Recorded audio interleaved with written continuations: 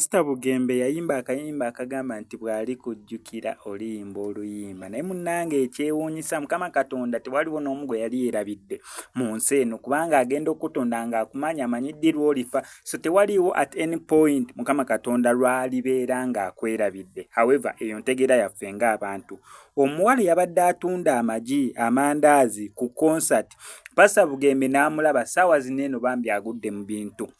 Not in a celebrity way. Mukama Katonda aleeta ebintu eri abo ababyagala mu ngeri ey'enjawulo. Omwana ono amazima ga Katonda teetaaga kubeera famous mbu bannanga trending agende eno bamu interviewing eri nga weekiri kw'oli omuwala yali avugira eggaali mu nkuba. Sheila Gashumba gwe yawa scholarship, full scholarship. Naye Sheila Gashumba yavuddeyo n'agamba ssente z'omwana oyo yaziwaddeyo. Tayagala binene ate bya buli ttaamu ate tomanyi omwezi ogujja ziyinza obbula bayinza otuuka nga taliwo mu Uganda ne bamunoonya. No, sente ze yazikiri yalinze. Nono omwana kyekimu scholarship yagifunye. Pastor Wilson Bugembe yasazeewo okubeera ng'omwana ono amutwala mu ngeri ennungi kubanga ssaawa zino omwana bane bali mu holiday tawaana kusoma ate fees kwanga n'omubuuza sente zineno ogenda zikozesa ki z'otundamu amandaazi otundamu amagi genda nti maama munnanga agira waati kati munnange sente zituweerera tulina otunda amagi entufiisaako ze tulya bwe tutyo kati eziweerera zo zimaze okubeera nga zifunika. Olw'ensonga